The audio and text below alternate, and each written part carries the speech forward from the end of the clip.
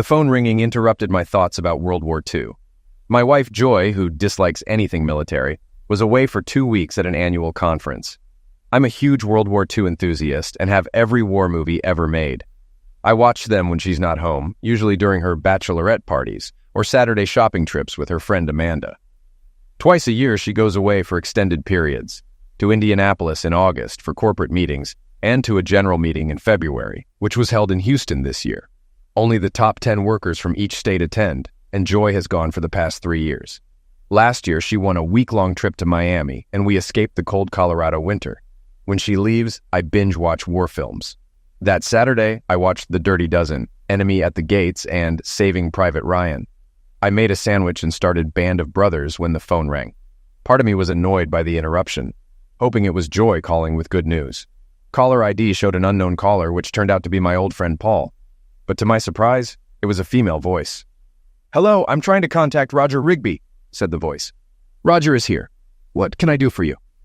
"Mr. Rigby, this is Detective Desiree Phillips of the Vale Police. Your wife was in an accident and is at Eagle Valley Medical Center. She's in bad shape and you should come here as soon as possible." "I think you're mistaken. My wife is in Houston for a convention." "When was the last time you spoke to her?" she asked. "Last night. She called after her meetings." The detective read Joy's driver's license address, which matched ours. It was confusing. How could Joy's license be in Vale if she called from Houston? "Maybe someone stole her purse at the airport. Can I press charges?" "You can, but you need to come here, check her things, and sign a statement. If this is your wife, she needs your consent for medical care." I reluctantly packed and headed out. During the drive, I mulled over 2 possibilities. Either someone stole Joy's wallet and went skiing, or Joy was actually in Vale. But why would she be in Vale instead of at her convention in Houston? Maybe she won a trip and went skiing before telling me. I kept questioning the situation, but I had no solid proof she was in Houston. What if she never boarded the plane and went straight to Vale? I was confused and concerned about her safety and the mystery of her whereabouts. What evidence do I have that she is cheating, besides her being in Vale instead of Houston? Has she started dieting or exercising? No, she's always been in good shape. Did she buy hot new clothes? No, she dresses the same. Has she changed her hair or makeup? No, she still looks like she did in the 90s. She doesn't get strange phone calls, act mean, or turn me down for lovemaking. She has no mood swings or signs of infidelity. Being in Vale is the only suspicious thing. So you admit she's not cheating? I admit we don't know what's going on. Bye. As I descended from the past towards Vale, I wondered, what if she is cheating? If she is, I'll leave her. There's no room in my life for a cheater. My mom cheated on my dad, and he eventually forced her to quit her job and constantly checked on her. They stayed together until I graduated high school, then divorced.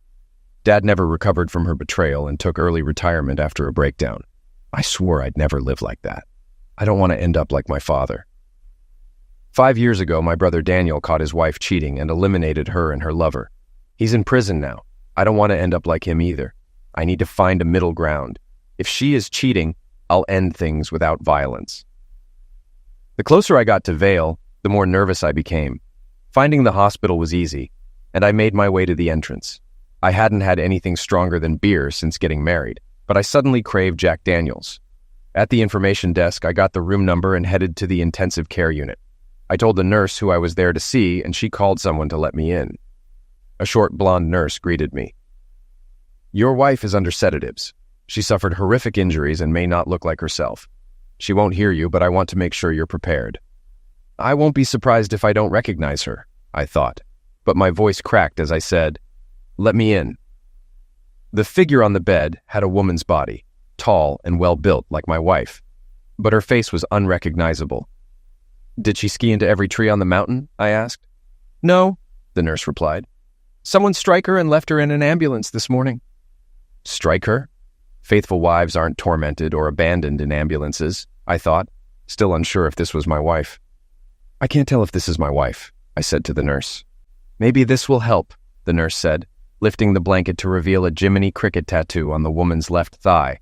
That confirmed it was my wife. She got the tattoo before our wedding but never explained its meaning, though she loved Jiminy Cricket and said it represented her parents, Jim and Yvonne. I found it hard to look at her. The first time I saw my wife suffer was also the first time I met her. My friends and I went to a Tool concert and had a case of beer for the after-show party. A girl asked for a beer for her boyfriend, but my buddy Chad refused, offering her a drink instead. Later, I heard a scream and saw the same girl being tormented by a short guy. I intervened, pulling him away and telling him to leave her alone. He threatened me, but I easily subdued him. I helped the girl back to our van where Chad prepared an ice pack. The security team arrived and took the guy away. The girl with a beautiful face, despite wearing Marilyn Manson contact lenses, thanked me. We gave her ice and took her home. Chad teased me, saying she liked me, and handed me a note with her number, saying, "Call me Joy." 2 days later, I called her, and she was happy to hear from me. We talked for an hour, and she called me again that evening. We had our first date on Friday at an Italian restaurant and a bar with live music.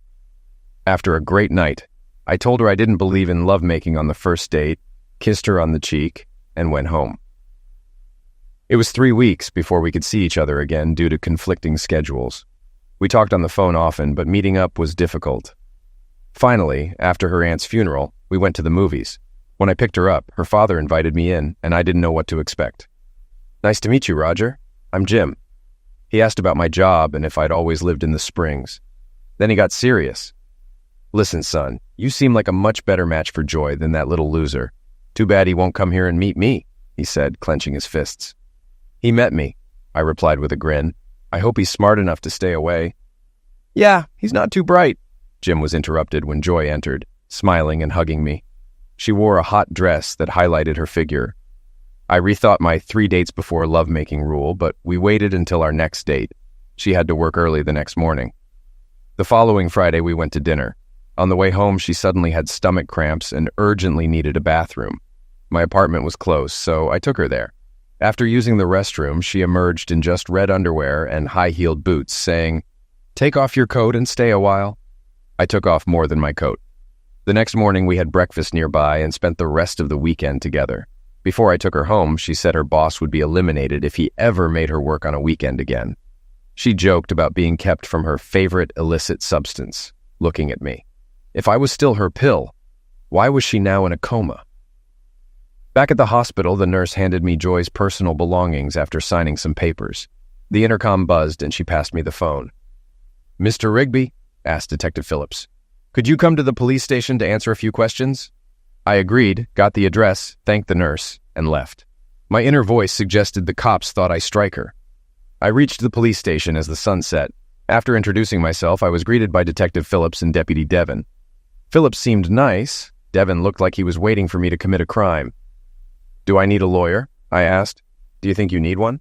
"No, I have nothing to hide." Phillips led me to a room and started recording our conversation. "I'm sorry about calling you a rogue on the phone," I said. "I thought you were my friend bothering me during my me time." "What is me time?" she asked. "Watching World War II movies. Joy hates them, so I binge watch when she's out of town." Just then, Deputy Devon entered and sat down. "Are we ready?" Detective Phillips asked, pressing a switch on the wall to start the voice recorders. "For the record, this is Detective Desiree Phillips interviewing Mr. Roger Rigby in connection with Case 1256G involving the sufferer, Joy Tanya Rigby.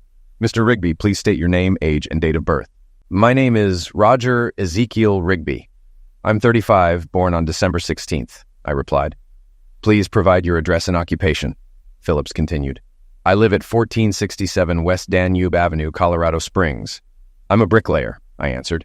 "Where were you between 6 o'clock last night and 8 o'clock this morning?" Phillips asked. "From 9 this morning until 7 this evening, I was in Manitou Springs repairing a fireplace. Then I drove to Jerry's bar and stayed there until 11 p.m. I got home by 11:30 and stayed there until you called," I explained. "Can anyone confirm your whereabouts?" Phillips questioned. "Mrs. Blanche Donovan in Manitou, Paul Hannibal at Jerry's, and my neighbor Stephen Harper can confirm I was home at midnight, 3 a.m., and 6 a.m., I stated. "How can Stephen confirm this?" Deputy Devon interjected. "We both have dogs that need walks at the same time. Stephen is a night owl and always comes out to say hello when he sees me," I responded. They conferred for a moment, then Phillips continued. "When did you last see your wife?" Phillips inquired. "Monday morning, when I drove her to the airport for her flight to Houston," I said. "Why was she flying to Houston?" Phillips asked. "For her company's annual general meeting. Only top performers attend, and this is her 3rd year," I replied. What does your wife do? Phillips questioned. She sells life insurance for TransUnited. You know those commercials where the old guy tells a kid to be prepared for the inevitable? I hate that ad, I said. They nodded. I cringe every time it airs. Anyway, she flew to Houston, I added. So you saw her off at the airport? Phillips asked. No, I planned to, but we had to go back home because she forgot her bag. I dropped her off later than planned and had to get to work, I explained. How could she forget her luggage? Phillips questioned. She thought I took it to the car when I warmed it up, I said. Why didn't you take her bag? Phillips asked. When I went to start the car, her bag was still open on the bed. I didn't notice it wasn't in the car until we were on the road, I clarified. How often does your wife travel for work? Phillips asked.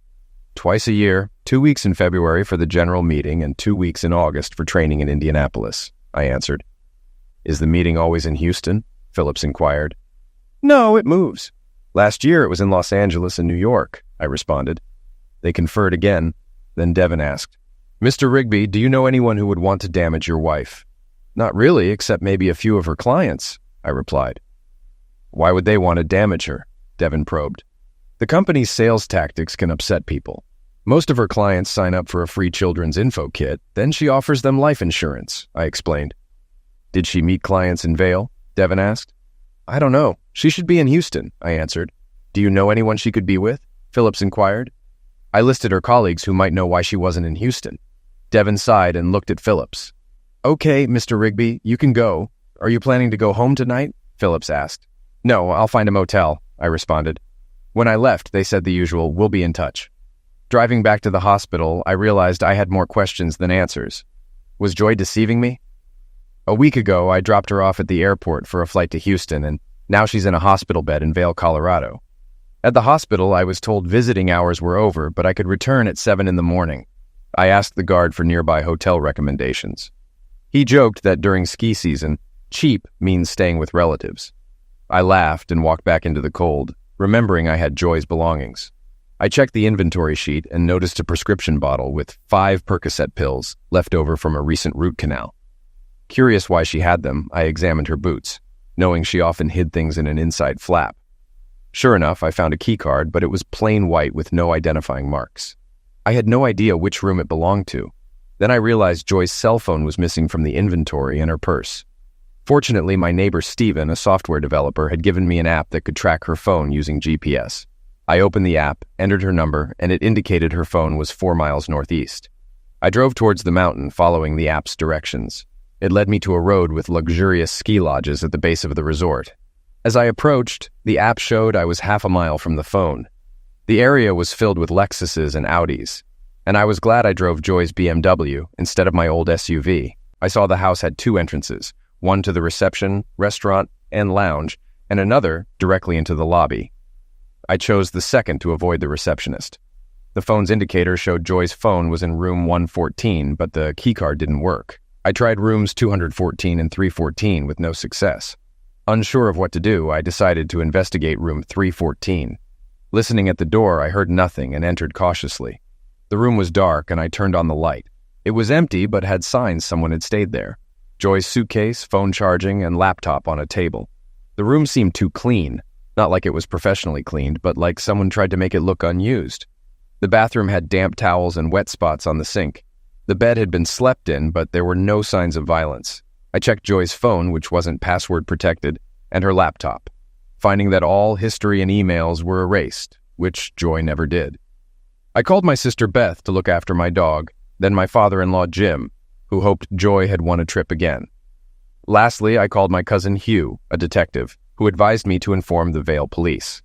I then called the lodge reception, but they had no guest registered under Joy's or her maiden name. Realizing Joy's laptop and phone had been wiped, I planned to take them to Stephen and Joe, skilled programmers. I checked Joy's suitcase, finding mostly cocktail dresses and lingerie, not work clothes, indicating she wasn't on a business trip. The next morning I showered, took Joy's phone and laptop, left the suitcase, and spent the night in a chair. After a cup of coffee, I called Detective Phillips. Despite feeling terrible, I was relieved my inner smartass was still alive. Phillips answered, not sounding sleepy at all. Detective Phillips, this is Roger Rigby. Last night I found a hotel key card among my wife's belongings. I thought it might help with her case. She thanked me and said she'd meet me in half an hour. I drove around Vale for 25 minutes before heading to the police station. Detective Phillips greeted me as I entered. "Hello, Mr. Rigby," she said, shaking my hand. "Good morning," I replied, handing her the key card. "Here it is." "Please come with me," she said, leading me to her office. "You look like your world has collapsed. Need to unwind?" I confessed I found the room using Joy's phone. She seemed relieved I hadn't touched the bed. I handed her Joy's phone but didn't mention the laptop. "What will you do now, Mr. Rigby?" "I don't know. I think I'll lose my wife over this. I want to hear her explanation, but I doubt I can believe it." "Don't lose hope yet. There may be a logical explanation that doesn't involve infidelity," she said, though her face showed doubt. I thanked her and went to the hospital, waiting for the next visiting session in the NICU. After 2 15-minute visits hoping Joy would wake up, a doctor came out. Dr. Benson, who looked like a quarterback, assured me Joy was recovering but suggested transferring her to Denver's St. Luke's for better rehabilitation. He explained her injuries, likely caused by a blow to the head, and I signed for her transport. Later, he changed plans to St. Augustine Hospital in Colorado Springs, closer for family visits. I signed more papers, made a final visit, and then left, thinking about my future without Joy. "Joy, I don't know why you're here or what's going on, but it seems our marriage can't handle these secrets. I won't file for divorce until we talk, but it feels over." Leaving the hospital with tears in my eyes, I called Jim to update him. Back home, my sister's Jeep was in the driveway. Inside, my Doberman Piper greeted me, followed by Beth. I hugged her, expressing my love, and broke down about my marriage ending. She stayed with me until late, trying to console me and suggesting dinner, but I wasn't hungry. We decided to visit Jim together. I told Jim and Yvonne everything. Jim looked unsure about his daughter's innocence, a look I'd seen before. Months into dating Joy, she had once canceled a weekend date. I was disappointed but understood. I was about to hang up when I heard Jim's voice. "Tell that son of a cow he better meet me." Joy made an indignant noise and told me to ignore it before hanging up. I was worried why he was angry at me. 10 minutes later, I was on her porch and Jim was yelling in my face. "You're no better than that little rogue.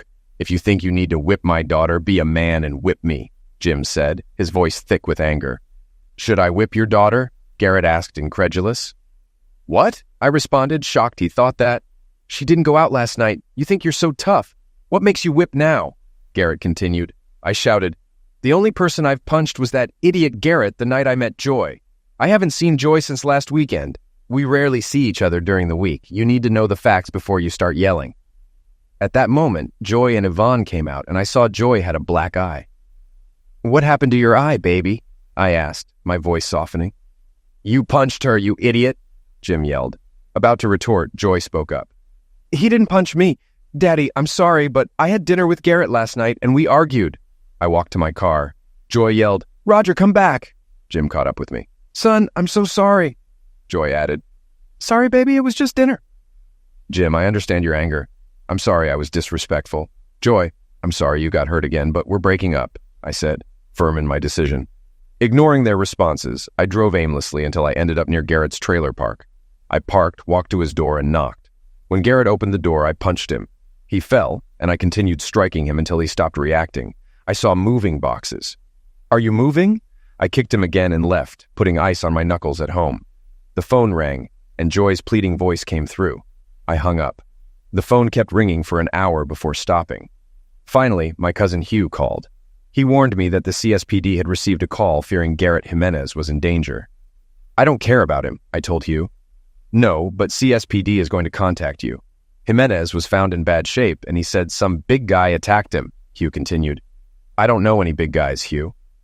But the caller mentioned you, so naturally your name came up." "Thanks for the warning, Hugh." "I hope you have a good alibi, Rogue." "I do." By the time the police arrived, I was ready. My hockey gear was by the door, and my swollen knuckles had only a small scratch. The officer didn't seem too interested in finding Garrett's attacker, so my story about working on hockey equipment explained my hands. Playing on a police-sponsored hockey team didn't hurt either. On Saturday, I skated until I was exhausted, preparing for the upcoming season. One of our best defensemen was gone, so I'd get more ice time. When I got home, there were several notes on my door, mostly from Joy. One was from Jim, apologizing for thinking I could hurt Joy and asking me not to be mad at her. I called Jim and told him I understood his reaction. You reacted like any decent father would. It's not your fault Joy didn't confess right away, I reassured him. Glad to hear that. Do you want to talk to Joy? Jim asked. I could hear Joy in the background, but I refused. No, Jim. She followed Garrett's lead and let you think I punched her. She ruined our date to hide her face. I don't have time for cheating women. As I told Jim and Yvonne about everything from Vale, Jim looked like he was remembering the past. I'm glad they brought her here. I hope you're not planning anything rash, Jim said, concerned. No, sir. I'm not hiring lawyers yet, but she needs to explain this, I replied. Whatever happens, Roger, we think of you as a son. Don't cut us out of your life, Jim said. I assured them I wouldn't. On the way home, Beth asked if I'd be okay. Do I have a choice? Curling up and dying isn't an option, I told her. If she cheats, will you stay together? Beth asked. No, I won't turn into a paranoid husband who needs GPS trackers and spy cameras, I replied.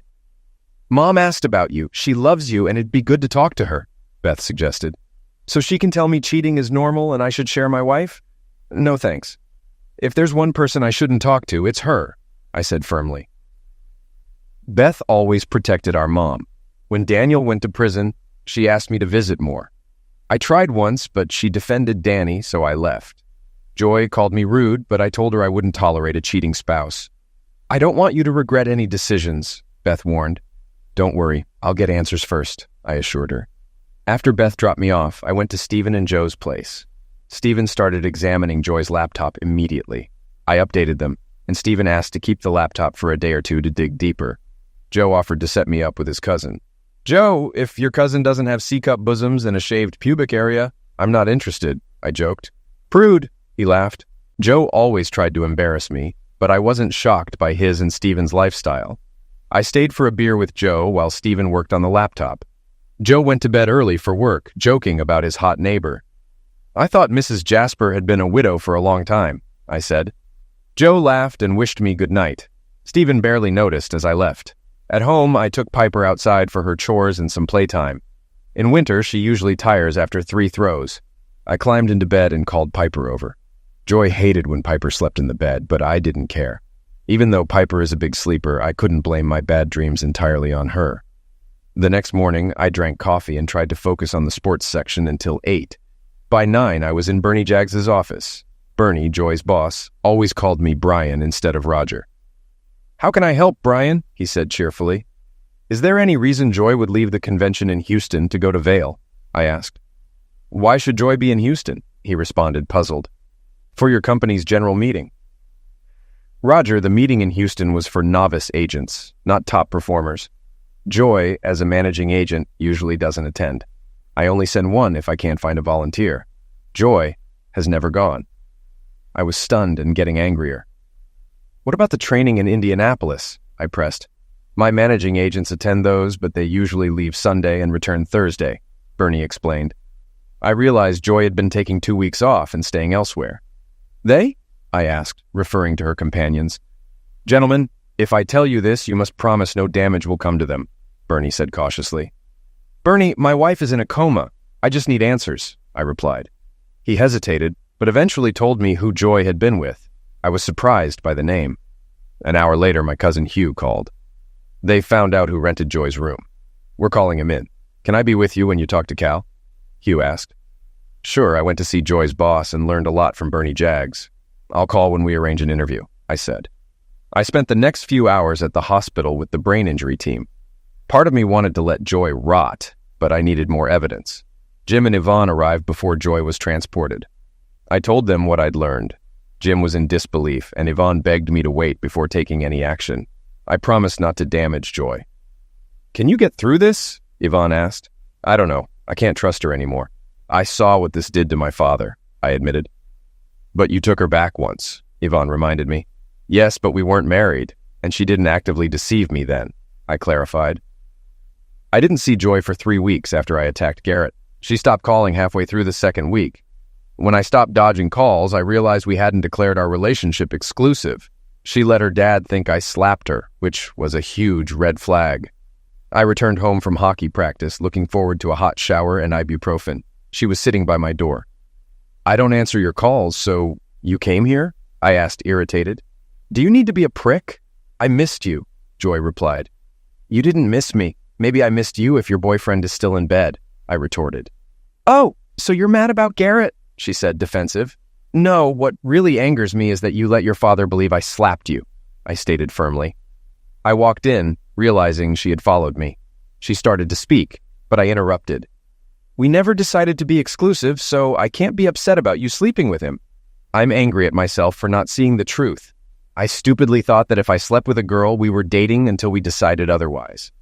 I threw my things down and continued. We had some good times. You don't like that I'm not abusive or an idiot?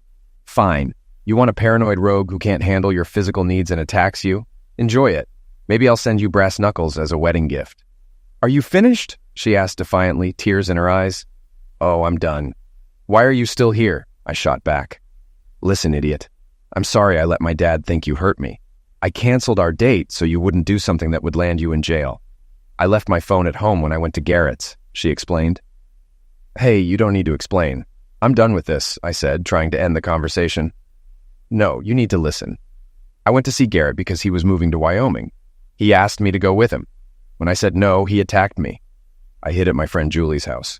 I went home to call you so you wouldn't confront him. My dad saw my face before I could explain, she clarified, her voice trembling. Okay, I listened. Now I have a hot shower date. Her expression changed until I said shower. Then she looked completely dejected. I don't know why I said it, but I asked, Want to join me? She didn't need to be asked twice. That evening, we decided to be exclusive. 3 weeks later, she moved in, and 8 months later, we married. Garrett only came up again when he died in a car accident in Laramie, Wyoming. She attended his funeral with a friend for 2 days. Now, a decade later, Joy was in a coma at St. Augustine's Hospital.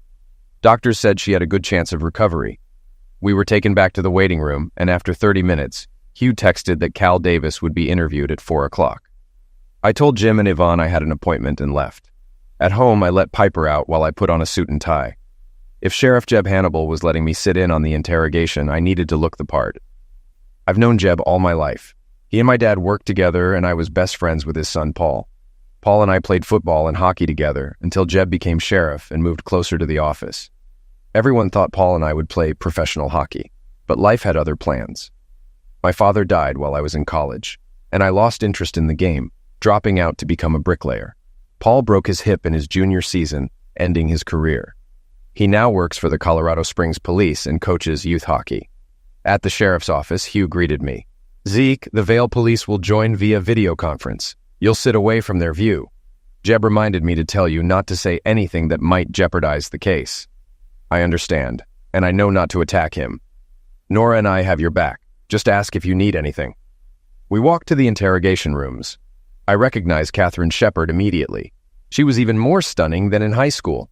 She had always been out of my league, the prom queen and cheerleader dating the varsity quarterback, while I was a defenseman on the hockey team, a sport with few fans. I wondered if she had married a doctor or lawyer as she was ushered into the room. Stop drooling, Zeke, Hugh said, leading me inside. Sheriff Jeb Hannibal grinned widely. I've always wanted to do this, he said, pulling out a badge. I'm appointing you as a deputy so we can say only law enforcement officers are in the room. He made me take an oath and reminded me to return the badge before leaving. He even hugged me, saying, I hope you get your diploma and come work for me someday. Your dad was a great cop, and I know you will be too. Hugh and I walked out of Jeb's office. My thoughts drifted to Catherine Shepard, wondering if she too would have been unfaithful if I'd been with her. Maybe the men in my family only marry cheaters. We reached the interrogation room, and Hugh pointed me to a chair out of the camera's view. Detective Phillips and another officer joined via video conference. A deputy brought in Cal Davis, who looked like a smooth-talking salesman. Hugh began, Mr. Davis, this interview is being recorded. Sure, no problem, Cal said. For the record, Detective Hugh McMillan of the El Paso County Sheriff's Department is here with Detectives Keith Douglas and Roger Riggs. Also, Detective Desiree Phillips and Detective Ron Albert from the Vail Police Department are on video conference. Mr. Davis, do you understand your rights and agree to speak without a lawyer? Yes, I agree. As they asked routine questions, my intuition told me Cal wasn't the one who hit Joy. He seemed too polished and had a wedding ring that probably cost more than my truck. Finally, they got to the crucial questions. Mr. Davis, Phillips asked, can you tell us your whereabouts from Monday to Sunday? Yes, I was in Houston Monday through Friday for our company meeting. I returned home Friday evening and spent the weekend with my wife, Cal replied. So, you've been at the meeting all week? Phillips confirmed. Yes, Cal said confidently. Phillips said, that makes things easier. We'll just need to confirm with your employer. The confident smile on Cal's face faded. He looked worried when Hugh mentioned calling Bernie Jaggs. Wait, Cal said, his swagger gone. Can I tell you something without my wife knowing? He soon admitted he'd been having an affair with Joy for over 6 years. He was scared when he heard it concerned Joy, fearing she was missing or dead. When I left, she called her husband saying she won a trip to Vail and was flying to Denver. I dropped her off at the terminal, and she was supposed to wait for him to pick her up. My wife can confirm I was home since Friday evening, Cal explained. After a few more questions, Hugh signed a waiver for Vail's services and told Cal he was free to go, but not to leave the city. Can I ask a favor? Cal asked Hugh. You can ask, but no guarantees, Hugh responded. Can I have a few minutes alone with Detective Riggs? Cal requested. Hugh looked at me and I agreed. I sat across from Cal, who looked broken and depressed, a far cry from the confident man who had walked in 40 minutes earlier. So, Roger, do we need formal introductions? Cal asked. Obviously not. You seem to know who I am, I replied. Joy keeps a photo of you in her presentation kit and on her desk. She loves you, you know, Cal said. No, I answered flatly.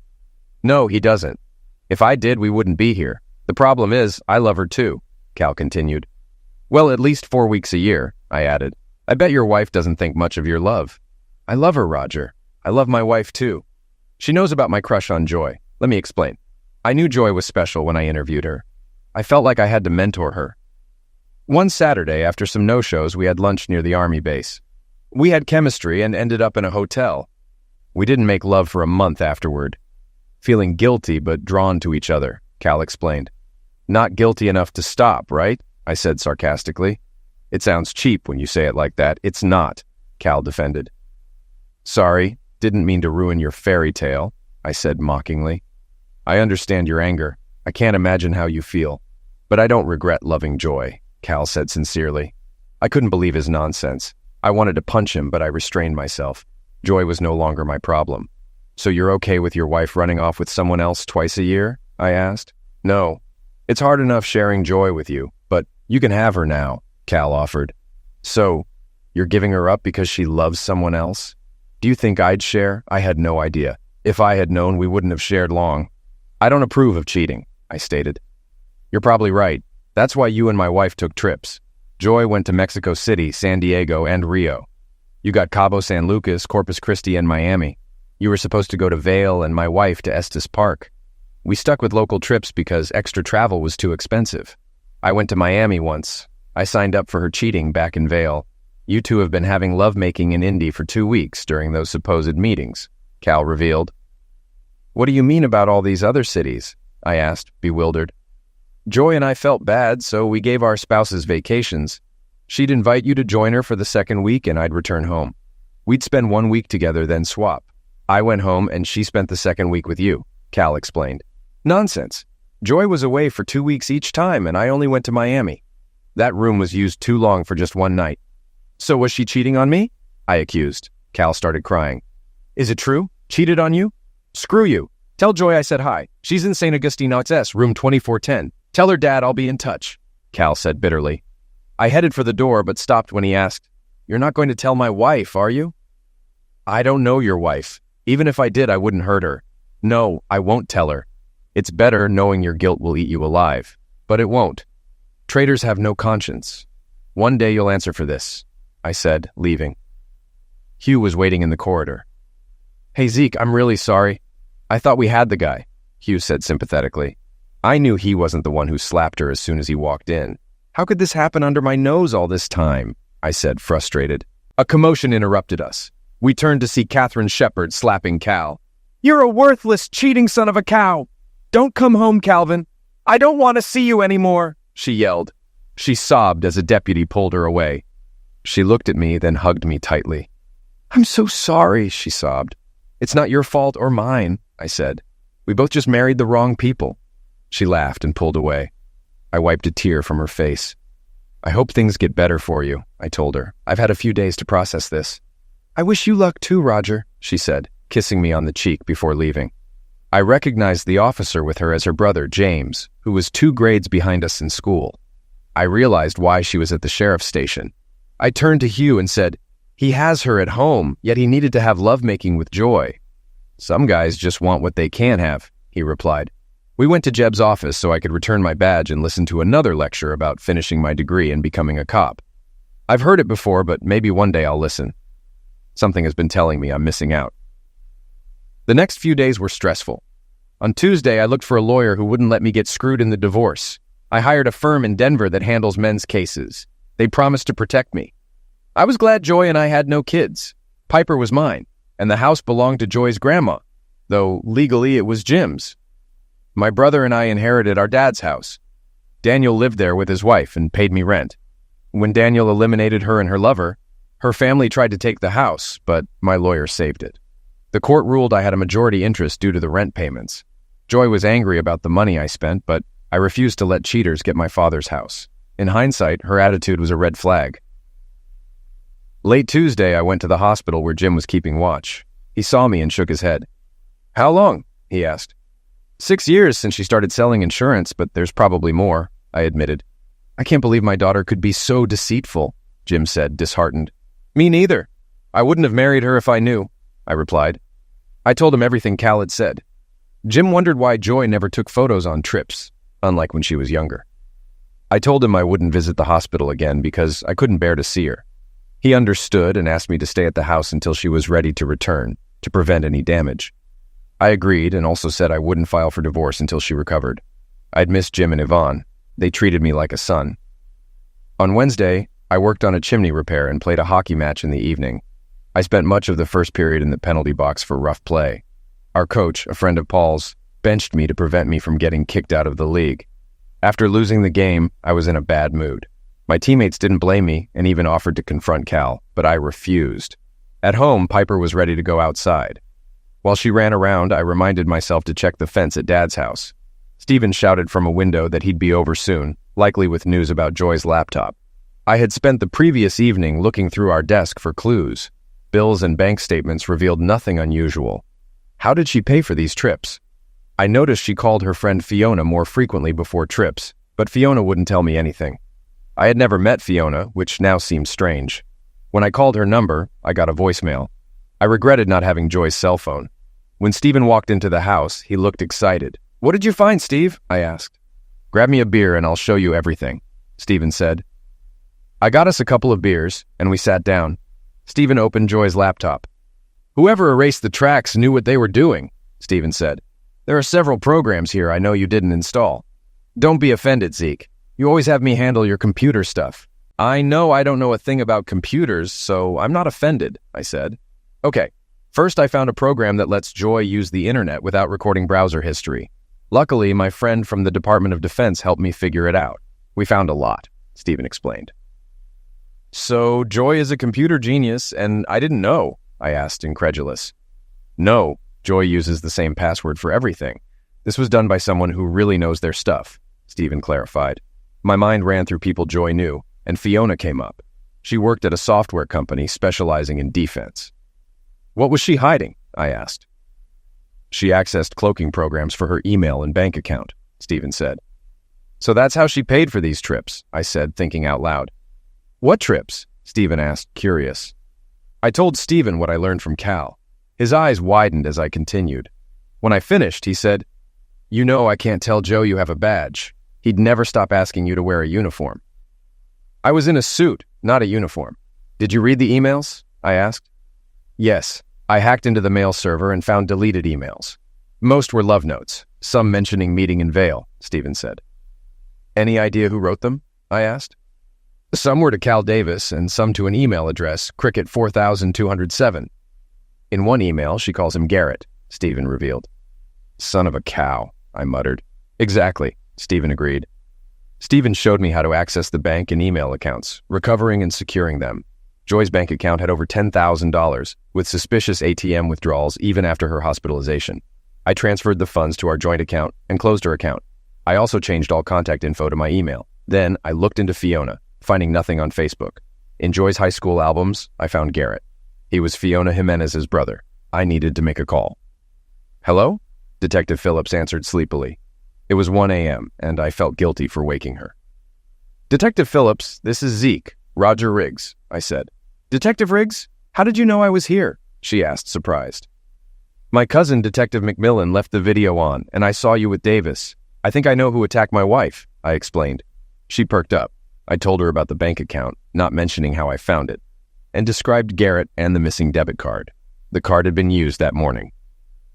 "Thanks, and don't worry about waking me.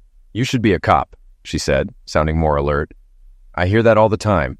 "Well, good night," I said. She wished me good night and hung up. I envied and pitied her husband. Envied him for that hot voice. Pitied him for the strain of a police officer's life on a family. Some spouses handle it, but some, like my mother, can't. Piper whined to go out, and I saw Stephen on the porch. "Hey, Stephen, do you still have access to the DMV databases?" I asked. "Hell yeah, I always have access," he replied. "Good, Mr. Hacker Deluxe." I teased him about his chat room nickname, and he didn't mind. I gave him a name to look up and said goodnight, knowing he'd enjoy the challenge. Exhausted, I agreed with my body that it was time to sleep. The phone woke me the next morning. My father-in-law was calling. "Good morning, Roger. The doctors are tapering Joy's medications. She should wake up within 24 hours, Jim informed me. That's sooner than expected. I thought she'd be in a coma for at least a week, I said, surprised. They were encouraged by some test results. Have you considered forgiving her? He asked. No, I keep finding more deception. There's no going back, I replied. I filled him in on everything, except the secret bank account. He was devastated and hung up, disappointed. I had just made coffee when Stephen arrived. You won't believe what I found, he said, excited. Morning, Steve. Doesn't Joe find it strange you're here at 8 in the morning while he's at work? I asked. You're teasing him, and he knows it, Stephen said as I laughed. You said I wouldn't believe what? I asked, handing him coffee. He showed me his findings, and it felt like falling down a rabbit hole. Joy had only half lied about going to Garrett's funeral. She actually went to Fiona's. Fiona, Garrett's sister, died in a car accident in Laramie, and Joy likely started the affair then. Last year, when Joy called me to Miami, Garrett was in jail for petty theft and on parole, unable to leave Colorado. That explained Joy's insistence on local trips. I told my lawyer my plan. He laughed and said he could arrange everything legally. All I could do was wait for Joy to wake up. 2 weeks later, Joy was ready to be questioned by the police. I walked behind Detectives Phillips and Albert as they headed to her room. Garrett had been arrested trying to withdraw money from Joy's bank account with a stolen card. His parole officer was interested in his unauthorized trip to Vail, and Denver police were happy to hold him. Phillips and Albert went into Joy's room while I stayed in the hallway, looking like a detective. Hugh arranged for me to listen in. Joy initially hesitated, denying everything until they confronted her with evidence of her being with both Cal and Garrett. She admitted to both affairs, but was embarrassed to say Garrett had tormented her. Then Phillips played a card I didn't see coming. I'm sure you know your husband believes you had 2 lovers. Whatever you say could help him reconcile with you. Not a chance, I thought, as Phillips spewed her nonsense. Joy confessed everything. How she lied to go to Garrett's sister's funeral, feeling sorry for him. We decided we still loved each other, but I loved Roger too. Garrett suggested secret monthly meetings. I didn't see how it could hurt Roger, so I agreed. She recounted her affair with Cal, saying she was turned on by their secret meetings. She claimed guilt about Roger not going with her, so she gave him Miami. Her smugness infuriated me. Then she described the night Garrett attacked her. I told him I was stopping the pills so Roger and I could have kids. Garrett wanted a chance to impregnate me. When I refused, he lost his temper. Phillips asked about the Jiminy Cricket tattoo. Garrett's idea. He said it was a way to be with me all the time without Roger knowing. At that moment, I entered. She had the nerve to call me baby. Hey, baby, I'm really sorry. Can I explain? I handed her a stack of papers. No need. You've been served. I heard her scream as I left to move on with my life. 5 years later, I was woken by a late-night call. I got the necessary information and left. I kissed my sleeping wife and then her swollen belly. Better be careful not to start something you can't finish, she said sleepily. Just kissing Charlie Brown goodbye? I replied, excited to become a father. 30 minutes later, I arrived at the crime scene. I had seen many trailers like this on patrol. 5 years ago, I divorced Joy, thinking it would be straightforward. I was wrong. After I refused to talk to her, Jim hired a lawyer for her. Her financial forms didn't include her secret account. I wondered how she funded it. One day, I ran into Cal Davis. He tried to dodge me, but I invited him to dinner. Over lunch, he revealed that Joy had been funneling unreported income into a secret account, totaling over $120,000 in 6 years. I transferred over $30,000 into our joint account. Joy didn't know I discovered this and planned to take advantage. I suggested we split our account 50/50ths and keep our assets. She offered 75% of our total account, thinking she was being generous by not asking for half of the house I inherited. My lawyer argued that since she owned the house, she had nothing to lose from my inheritance. We agreed to split the joint account 50/50, and she would get 50% of my business. I signed the agreement hastily, and it was entered into the court system. She wrote me a check for exactly half of our total balance plus 50 cents. I sold my share of the masonry business back to my uncle for the same dollar I paid him. The tools, which I owned before the marriage, were untouchable. After selling the business, I went to college, completed my criminal justice degree, and joined the El Paso County Sheriff's Department. My lawyer ensured everything was legal. Joy's grin disappeared when she discovered her secret account had been looted. My accountant did some creative bookkeeping, showing all the money in the joint account came from Joy's insurance and my business. I paid all taxes and was free. Joy never knew she paid for my education. An anonymous call to the IRS led to Joy being audited. She served 6 months for tax evasion. Garrett, caught with her bank card, was blamed for stealing her money. He was sentenced to 35 years in prison after violating parole and assaulting Joy. Katrina divorced Cal, who moved to Utah to start over. When Joy got out of prison, she worked at a telemarketing firm. She sent me a bitter letter, accusing me of ruining our marriage and deceiving her and Garrett. I threw it away and moved on. Paul joked I should have sold her to a brothel. I replied she would have enjoyed it. I spent my first 3 years in the sheriff's department in a patrol car. While CSPD handles major crimes, we deal with more domestic violence cases. The only time I drew my service weapon was when a woman threatened me with a knife for arresting her husband for striking her. That was a year and a half ago. I've been a detective for a little over a year. I can't understand why women return to abusive men, especially when I see a woman tormented to end of life among empty beer bottles. Forensics had already taken fingerprints and photos. By the end of the day, I would have the husband's name and start the search. The woman's boyfriend was in the bedroom with a fractured skull. Either the husband eliminated them both, or the boyfriend did it. I'll spend the morning reviewing old reports and talking to officers who had been to this trailer before. The upside is, I'll get less crap from my boss for losing a detective indefinitely. A new detective transferred to my team. All I heard from Hugh was that the guy came from the north. At a bar party next to our substation, I was shocked to see Desiree Phillips. We talked, and I knew some detectives were upset that I was molestating the new detective, but we had our own story. I didn't pursue her because I thought she was married. We became friends, and even after learning she was single, I didn't try anything. I was disappointed in relationships. We went to dinner and movies, but I never considered it dating. I always dropped her off like a gentleman and watched adult videos at home. One evening, after a tough case, I took her to a bar. I stayed mostly sober to ensure her safety. At the end of the evening, I took her home and helped her take off her shoes. She hugged me, and I pulled away, not wanting to ruin our friendship. She wasn't as drunk as I thought. "Why don't you want to touch me, Zeke?" "First, you're drunk. I don't want to ruin our friendship. Second, I don't know if I'm ready." "That cheater messed you up so much you think all women are evil?" "No, you're one of the hottest." "Come with me. I'm not drunk. I've been with 4 guys in my life. You know all the stories." She later admitted she liked me from the moment we met in Vail. She never dreamed I'd work in the police. When she transferred, it felt like a sign. 2 detectives got jobs in Denver, and that night was the first of many times we slept together. A year later, we got married, and a month later, we had a baby. My boss hated that she needed maternity leave and blamed me for it. I used to joke with Hugh that Nora could be his godmother, but he wouldn't like it. He's not happy about me taking a month off to enjoy my son. As a bonus, Desiree loves World War II movies. Life is good, and I hope Piper will be okay with living with her mom and dad. Something tells me she will be.